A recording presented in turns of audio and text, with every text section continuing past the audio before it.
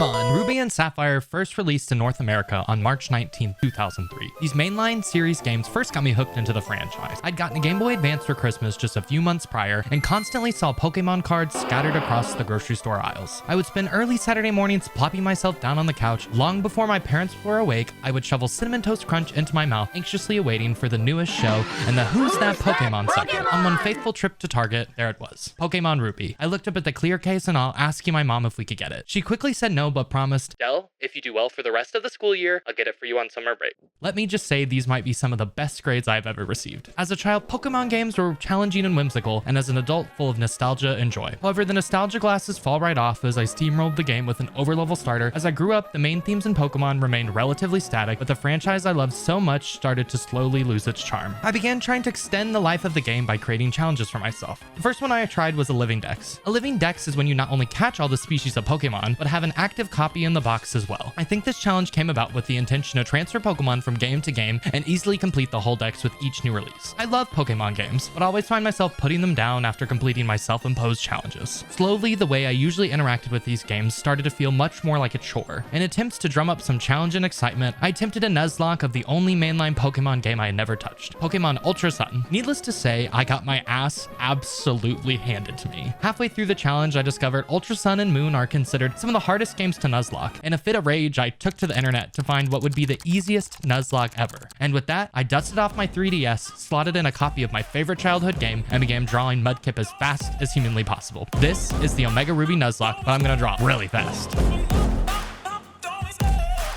I hopped out of the back of a moving truck as I had done twice before, said hello to my mother. I sprinted over to the neighbor's house as fast as possible, just barging in. This extremely energetic tall person will inevitably be my rival, as history holds true. I chased after May and found myself rummaging through a professor's bag in a random field. I yoinked the cutest Pokemon of them all, a Mudkip named Dogwater. With Dogwater in hand, I headed up Route 101, anxiously awaiting the gift of Pokeballs to start our encounters. I haven't explained the rules of a Nuzlocke or what's going on. Quick and dirty, there are 4 main rules. 1. You can only catch the first Pokemon in a route after first receiving Pokeballs.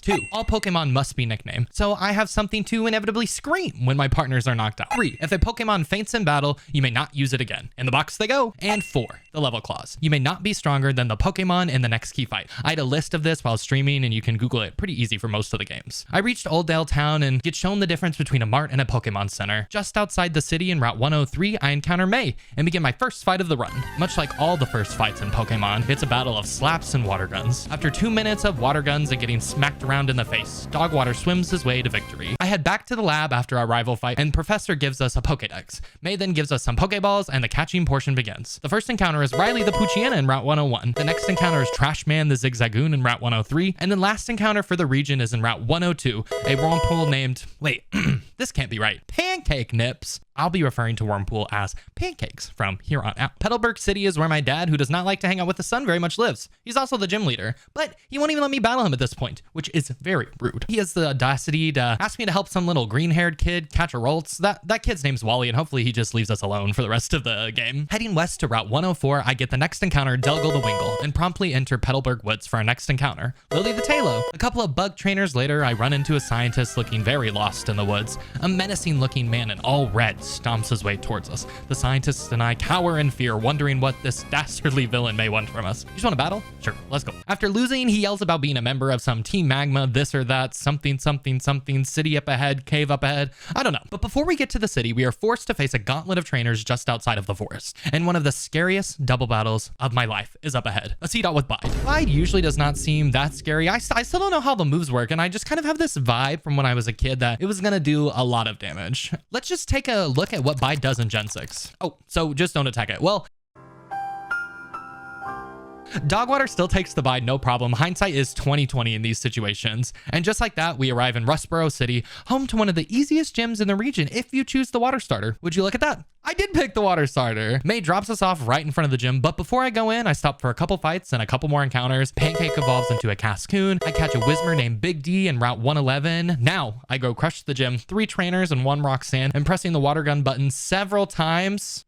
I have my first badge in hand with no casualties. Most importantly, Dogwater evolved as well. For once, random people on the internet do seem to be right. This Nuzlocke's gonna be super easy. Just outside the city, there's a cave to explore. This must be what Team Magma was referring to, and I see an old man and his bird stolen away from him. I beat a couple of grunts and quickly hand the man his bird back. The man just happens to be the only owner of a boat that takes us to Dewford. I take a quick boat ride with my new friend and arrive in the beach town. Dewford is home to the fighting gym, and it looks like one cave too. In that cave, we catch a Geodude named Marie. With a new encounter in hand, I head to the gym. Lily has no issues making quick work of all the trainers in the gym. But can I just say really quick, this gym design feels super meh compared to the old ones. Like having the light get brighter each time was like super cool. You never knew if a meta chain was just gonna like fly kick out of nowhere and smack you right in the face. And the new one's like, oh well, there's like a little wall over here and like turn on the light here. And this new one's looking like a gym, you know, not like a Pokemon gym. And I just feel like it's not that cool. And I don't know. I felt like this theme remained kind of constant throughout. I didn't really like any of the updates. Brawly leads with a Machop and I lead with Lily. Lily pecks and it's almost a one-hit knockout. Brawly uses a full restore and the peck does almost a killing blow once again. A third peck does the trick and Brawly sends out Makuhita. I once again click peck and get a one-shot this time, feeling very similar to the first gym where I choose one super effective Pokemon and just kind of spam the same button. Now that Lily has made quick work of Brawly, Steven hits us with some super secret stones in the cave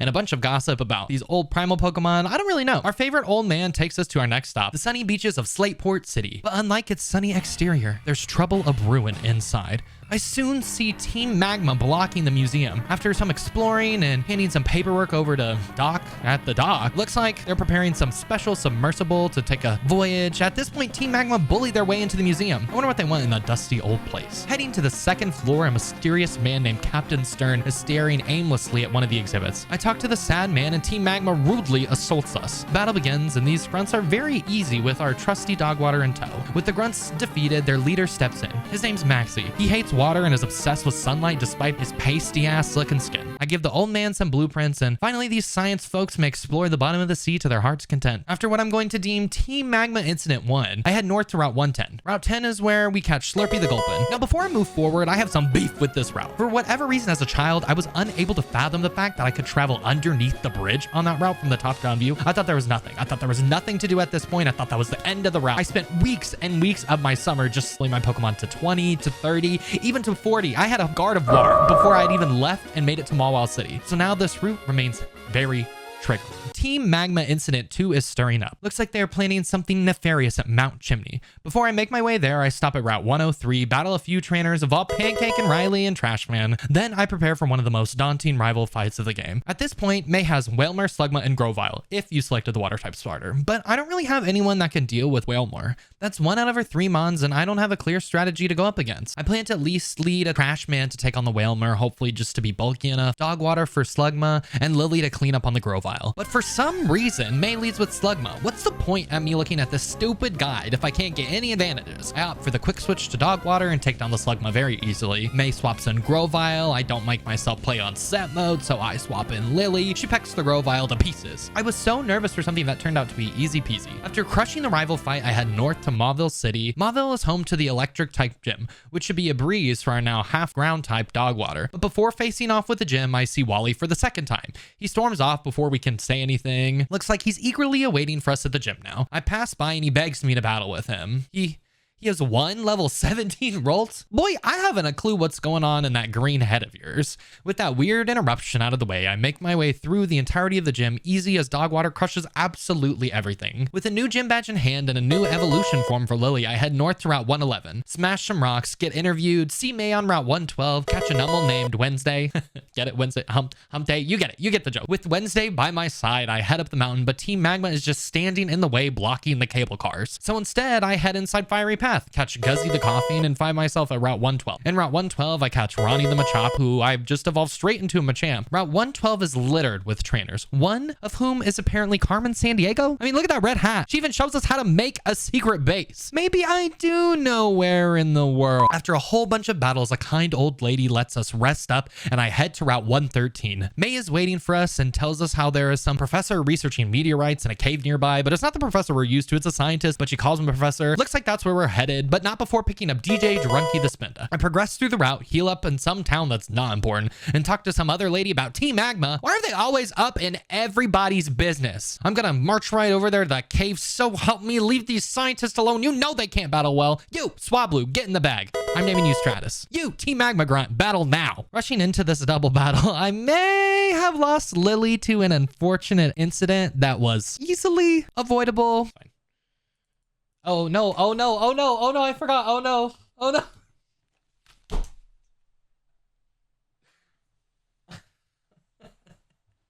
big dead bird in my arms, a blue team shows up and no one even offers condolences. And sure enough, the blue team yoinks the meteorite right out of our hands. He didn't even try to battle us. I'm not gonna lie, it kind of hurt. The blue team is Team Aqua and their leader Archie kind of sucks right now in my opinion, but at least our scientist friend is safe. Heading back toward Mount Chimney, I add Delgul back into the party and evolve him straight into a Pelipper. I take the cable car to the top, inevitably beating a couple of magma grunts along the way. I have a match with a slightly stronger grunt named Tabitha, and if you pick the water starter like me, this fight is straight chillin'.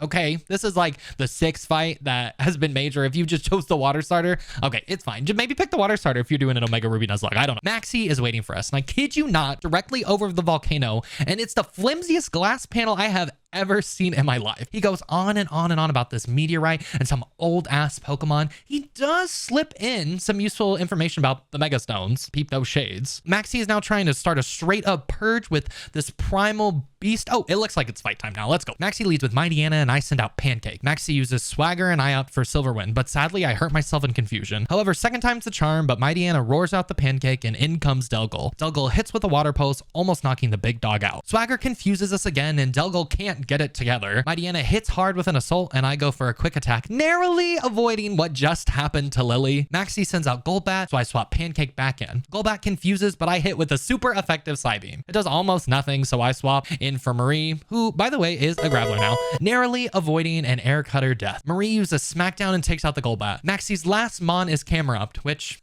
once again, we know is no match for Dogwater. And that's another major fight without a loss. I know I'm improving, but this game is also much easier for one Dogwater related reason. Maxie gives us a lecture. I don't know why he's putting on airs here. He literally goes to the wrong mountain, answers a phone call in the middle of the conversation he led, and just leaves. Boy, bye. Team Aqua stops me in my tracks, but somehow misses Maxie. He left at the exact same time I was heading out. I don't know how they possibly missed the man. But this little sprite, I said Maxie, he just escaped us. He just left behind that meteorite like he's been crazy about finding. Can't be. Could he have found out the real orbs?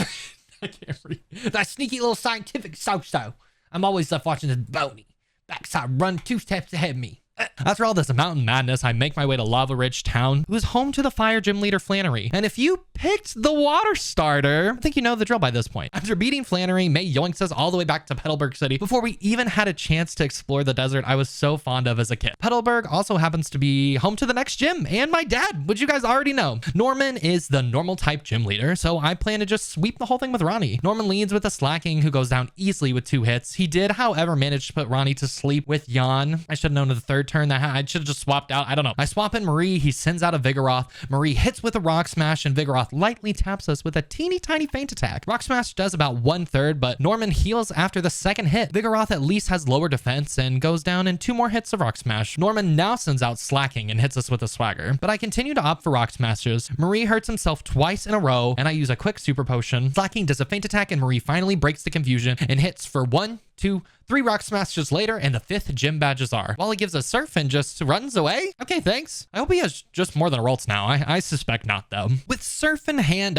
Wally's waiting for us outside the city. Wally now drags us to Mauville. Then it's off to Route 118 for some surfing. Beginning my surfing journey, I see Steven again, become friends with a Latios, and learn finally about Mega Evolution and get my first Mega Stone. Steven drops us off at Route 119 for our next encounter, Bolt the Electrite. Route 119 is also home to the weather station. Before we get to the weather station, an unfortunate double battle takes out Ronnie. Rest in peace, little buddy. You'll be missed. Magma grunts are blocking the path forward and have completely taken over the weather station. A couple of grunts later, it's our favorite minor villain, Tabitha, bullying some scientists again. Dogwater makes quick work of her Camerupt, but not before she manages to swipe some extreme weather data. The weather center forces us to take a cast form named Al Roker, who is super cute, but I completely forget a draw. Finally, someone explains what's going on. Looks like Team Magma plans to have the legendary Groudon undergo a primal reversion and dry up all of the sea. Ciao. Anyways, crossing the bridge outside the weather center, May comes storming through. She's clearly jealous of our new Mega Evolution and challenges us to the 3rd battle. I make quick work of her Slugma with Dogwater. Grovyle is no match for Pancake at this point, and after stat boosts from Silverwind, Whalmer goes down as well. I don't even need to Mega Evolve. And just like that, I arrived in Four Tree City. However, something invisible is blocking me from getting to the gym. I head east to Route 120 where a pack of oddish scare me into getting no encounter, and Steven hands me a telescope so I can see invisible invisible things. Neat. I head back to Vortree City, take on Winona, the flying type leader. She is no match for Bolt and easily goes down. After this fight, Stratus and Dogwater both evolve. With a 6th gym badge in hand, I head back to Route 120. Route 120 was home to one of the most horrific battles when I was a kid. I'm sure I'm not the only one who has absolute nightmares about the trainer, the ace trainer with the rain boosted melodic. Fun fact, I only recently learned that weather boosts same type attacks. Like in rain, you get a water boost, and in drought or harsh sunlight or whatever you get. I could still say I'm extremely unfamiliar with Pokemon battle mechanics. But for some reason, she was the easiest trainer. I kid you not, the easiest trainer I have faced in this whole route section. Did they nerf her? Game Freak, you tell me what happened. In the next route, I also pick up Glyphosate the Gloom and Not a Real Boy the Shop. Team Magma once again is wreaking havoc to the citizens at Route 121 in attempts to get to Mount Pyre. I stop at Lily Cove City, heal up, completely demolish May again, and make my way to the spooky mountain where I get a very special encounter. Now, look what we got. That's kind of fun. We get to get this. We do get to get that, okay? We will be getting this. That's the shiny clause for sure. That's very nice. Maybe we can premiere ball it. That's a full odds. Full odds, baby. Let's go. Are we a shiny hunting stream now? That's Silk, and he was a 1 in 8,192 chance encounter, and I only drew the evolved form. At the top of the mountain, many grunts are waiting for me. I take them down one by one with ease, but at the top, Maxie's looming. He seems to have taken 2 elderly individuals hostage in attempts to steal some colorful orbs. He left me a blue one, and the elders believe it may help me on my journey. I toss that sucker in the bag and storm after Maxie in Slateport City, which he loudly announced he was going to. Maybe don't do that if you're a supervillain. I don't know. And just like that, Team Magma commandeers the submarine, hauling it all the way back to Lily Cove again, where their secret hideout was all along. Once inside their base, I use a series of glowing floor beams, beat up several grunts. Oh, a Master Ball. I will take that. Thank you very much.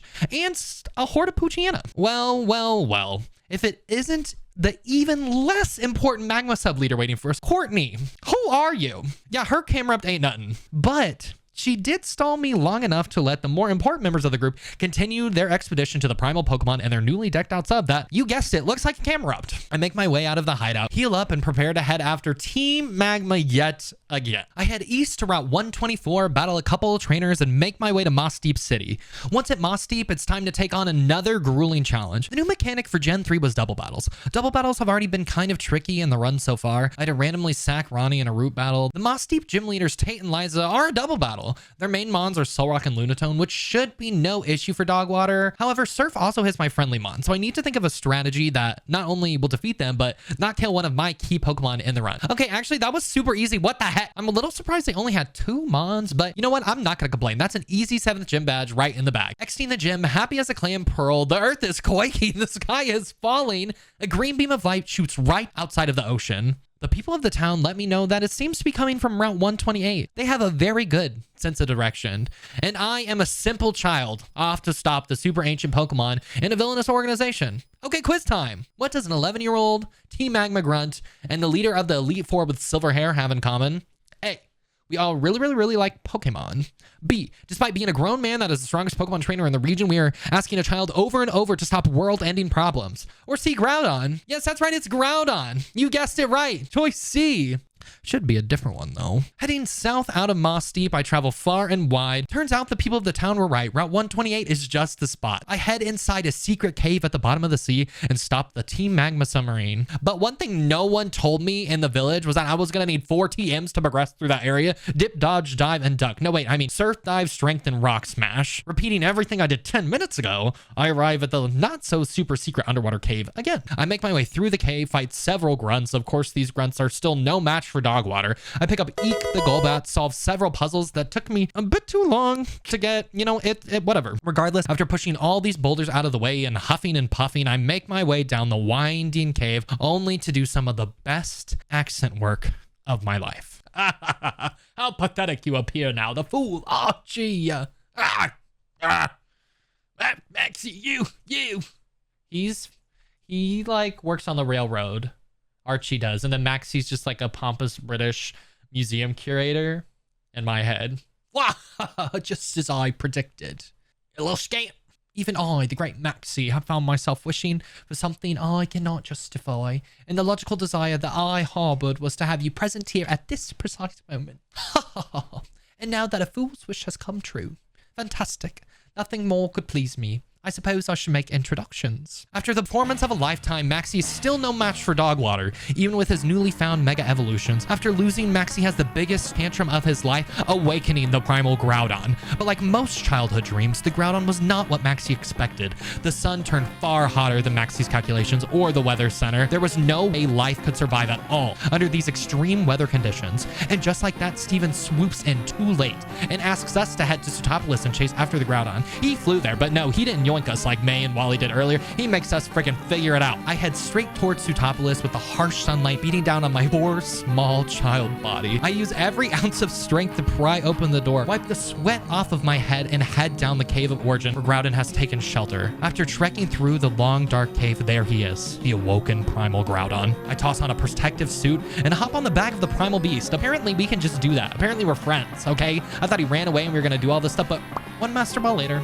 and he's ours. Meet Chili Dog the Groudon. The sunlight returns to normal, and I return to my batch quest as if nothing ever happened. Wallace is the water-type gym leader at Sootopolis, and after falling through his floor only a couple of times, Bolt and Glyphosate sweep the gym with little to no issue. And just like that, we have all the gym badges, but the hardest challenge is still up ahead, the Elite Four. But before I even can make my way there, I must conquer the gauntlet that is the Victory Road. Victory Road in Omega Ruby is long and treacherous. It contains puzzle after puzzle, trainer after trainer, all while needing to have 4 HMs and being berated by Golbats and Metacham every 10 steps. I know you didn't buy a Max Repel, and neither did I. And after fighting tooth and nail, I make my way to the end. And now I want to sit back and relax and enjoy my evening, when all of a sudden I hear this agitating, grating voice. Wally. I just want to say something really quick before this. I lost my last Nuzlocke, so I was not looking for the hardest challenge known to man. I was looking to 100% find Baby's first Nuzlocke. So you know what? Yeah, let's use Chili Dog. Who cares? Let's use the legendary. I caught him in his own little bitty area. Most Nuzlockers ban the legendary, but you know what? Your boy didn't.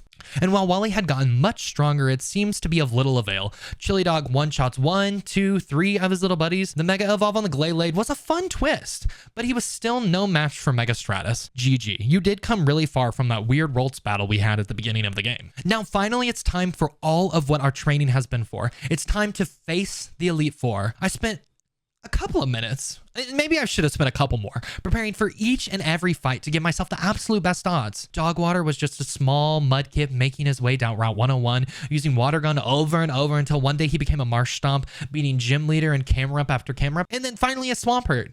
And now it's time to put all of our hard training to work. Sydney leads with a Mighty Anna, and I lead with Pancake. The plan is a Bug Buzz sweep here.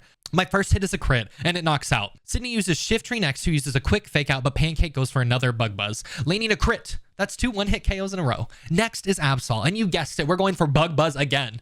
Absol outspeeds with a Psycho Cut and lands a crit. But Pancake lives with 4 measly health. Bug Buzz just shy of a knockout as well. I think Sydney is going to use a full restore here, so I opt to switch in Dogwater and heal up Pancake. The Psycho Cut was a little close for my liking. I Mega Evolved the Swampert just to have a big beefy boy on the board and hit the Absol with an absolute huge Earthquake, knocking it out. Next is Cacturn, so I swap in Chili Dog. With the harsh sun, Cacturn stands no chance against a single Lava Plume. Sydney tosses out his final ace Sharpedo, and I swap in Bolt for a super effective discharge, and the fight's over. The next member of the Elite Four is Phoebe. She specializes in Ghost type. And the plan here is to, Bug Buzz? You know, I guess Streamdell forgot the difference between Dark and Ghost, but you know what? That's besides the point. She starts with Curse, and Pancake is still really healthy. After the Bug Buzz, I decide to try Venoshock, which is not very effective, and I just don't know the types. Okay, I'm still learning. I had the Charp in front of me, but I'm still learning. I'd go ahead and swap in Bolt, Dusclops, and uses Confuse Ray. Bolt takes some self-inflicted damage, and Phoebe follows up with a Future Sight. I try for another bite and get a flinch in. Bite again, and the Dusclops is almost down, but manages to get in another Confuse Ray and another Future Sight. I end up hitting myself 2 times in a row, and Phoebe hits a Shadow Punch, leaving Bolt at 3 health. Oops. I'm not even through her first month. So you know what? I just decide to swap out Bolt and plow through with Chili Dog. 1 Lava Plume finishes off the Duskull. Phoebe sends out a Sableye, and I hold strong with Chili Dog. I opt again for Lava Plume, and it knocks out the Sableye. Next, she sends out Bayonet, and I again knock out with Lava Plume. Starting to see why they ban legendaries in some of these runs. Phoebe sends out another Bayonet, and I knock it out with Lava Plume. Her last Pokemon is Dusk Noir, and I Lava Plume again, but this time it takes barely 2 hits, and it even leaves a burn. The third Elite Four member is Glacia. She specializes in ice. You can guess how this one went with Chili Dog on the team. 1-hit knockout after 1-hit knockout after 1-hit knockout. I will say Wallering gave me a little bit of a scare, but Bolt managed it with absolutely no issue. The fourth Elite Four member is Drake. Drake specializes in dragon types, so the plan here was to sweep with Mega Stratus and her Moonblast. He leads with Altaria, so I Mega Evolve and just barely missed the knockout with Moonblast. He heals, and 3 turns later, Moonblast prevails. Drake's next Mon is Kingdra, who goes down in 1 hit. He sends out Flygon, who goes down again in 1 hit. And after it's another Flygon, who goes down in 1 hit. Bit of a weird deja vu moment from Phoebe here. His last Mon is Salamence, who you guessed it, goes down in 1 hit from a Moonblast. Now it's time. The final challenge. Steven, the grown man who's been flying around us all game, not really doing a single thing to help stop Team Magma. He did tell us where to go a few times and provide some equipment that let us hop on the Groudon, see the Kecleon, beat some gyms. But for being the leader of the Elite Four, I would expect some more battle support, okay? Not just tricks against the villainous group that is Team Magma. With Chili Dog by my side, it's time to show him who the real Pokemon Master is. He sends out Skarmory, and I opt for, say it with me, Weather Boosted Lava Bloom. He thought Sturdy would keep the Skarmory alive, but not when I land a burn. He sets up some spikes before Skarmory goes out, but hopefully that won't cause much of an issue down the line. Steven then sends out Aggron second, and I hit with a Weather Boosted Lava Plume again, but Aggron has Sturdy, and I'm sure glad I burned him again. Steven does manage to get off an Earthquake, which does little to no damage. Next, he sends out Claydol. I stay in with Chili Dog and use Lava Plume for the 3rd time in a row, which almost knocks out and burns again. Steven sets a Light Screen and full restores. Lava Plume hits for significantly less with the Light Screen setup, and Claydol gets in a Reflect. Steven uses full restore again, and after 2 more Lava Plumes and being burned, the Claydol manages to go down. Steven's next Mon is Cradilly. At this point, Chili Dog is a little weak, so I switch in Pancake and use Bug Buzz, which does only half with the Reflect still active. Cradilly confuses us, but Pancake still gets off a Bug Buzz next turn and for the knockout. Steven's 5th Pokemon is Armaldo, so I send out Dog Water, Mega Evolve, and 1-hit KO with Surf. Steven is down to his last Metagross. I haven't lost a single one of my companions to the Elite Four yet. I'm smiling ear to ear when I see his Metagross Mega Evolve. Dog Water hits as hard as he possibly can with an Earthquake, almost knocking out Steven's final Pokemon in 1 massive hit. Metagross hits with Giga Impact, leaving us with an astonishing 64 health. I know I'm faster than Megaros, and with 1 more Earthquake, that's it. I did it. I became the champion. I fought tooth and nail to finish this Nuzlocke by only using 2 Pokemon the whole entire time. But as the credits rolled by, I reflected. I had won, but for whatever reason, I was missing this feeling. There was no big sense of accomplishment that I thought I would have. I hyped myself up so hard and felt so let down. I didn't follow the hardcore Nuzlocke rules. And for whatever reason, I think I was feeling less than. The hardcore rules employ additional rules like set battle style and banning Pokemon that are too strong, like Primal Groudon, for instance. I went from attempting one of the hardest games to the easiest, but my now completed challenge run felt cheapened. I'm not sure why I felt like this. Possibly because my YouTube homepage is bombarding me with some of the most difficult Pokemon challenges I have ever witnessed. I felt like I should be playing at the highest levels of play and challenges, all while creating polished animations and drawings closely resembling my favorite anime and manga. But with time and reflecting more over the script, I'm feeling better. I'm feeling proud of the Nuzlocke challenges I completed and the video I created. This is the story of my Omega Ruby Nuzlocke, not anyone else's. How I choose to play, win, create, and edit should not cheapen the experience or sense of accomplishments I feel. The internet constantly exposes us to seasoned professionals of all industries at the drop of a hat. One quick search and I'm full of self-doubt. I'm anxious to share my drawings, animations, and video, comparing myself to some of my favorite and seasoned content creators. But no, I choose to hold my Pokeballs up proud of the first time I beat a Nuzlocke.